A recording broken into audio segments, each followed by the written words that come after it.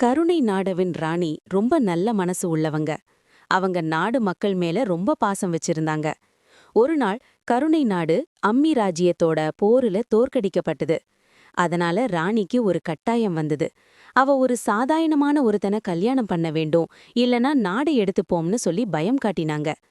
அந்த கஷ்டமான நேரத்துல பக்கத்து நாட்டு ராஜா சாதாரணமான வேஷம் போட்டு கருணை நாடுக்கு வராரு. அவர் மக்களோட கஷ்டத்தையும் ராணியோட அன்பும் கருணையும் நெருங்க பாக்குறாரு. ராணிக்கு அவரு ராஜான்னு தெரியல. கொஞ்சம் கொஞ்சமா 2 பேருக்கும் காதல் மலருது. 2 பேரும் கல்யாணம் பண்ணிக்கிறாங்க. ராஜாக்கு மனசு கேட்காம உண்மைய ராணி கிட்ட சொல்றாரு. நான் அம்மி ராஜ்யத்தோட அரசர். உங்க ராஜ்யத்தை திட்டம் போட்டு கைப்பற்ற வேண்டும்னு வந்தேன். இந்த செய்தி தெரிஞ்ச உடனே ராணியோட மனசு உடையுது.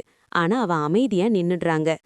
அவ அரண்மனையில கிரீடத்தை அழுகையோட கழட்டி நாட்டுல ஏழை மக்களுக்கு நகை, நணயம், செல்வம் எல்லாத்தையும் கொடுத்துட்டு கருணை நாடுவையும் விட்டு கொடுத்துட்டு மக்கள் சந்தோஷமா வாழ வழி செய்திடுறாங்க. பிறகு ராணி அவ கனவுகளை சுமந்துகிட்டு தனியா போகுறாங்க. ராஜா மனசு உடைஞ்சு அழறாரு. அன்று முதல் ராணிக்காக காத்துக்கொண்டு ஒரு சாதாரணமான மனிதராவே இருக்கிறாரு.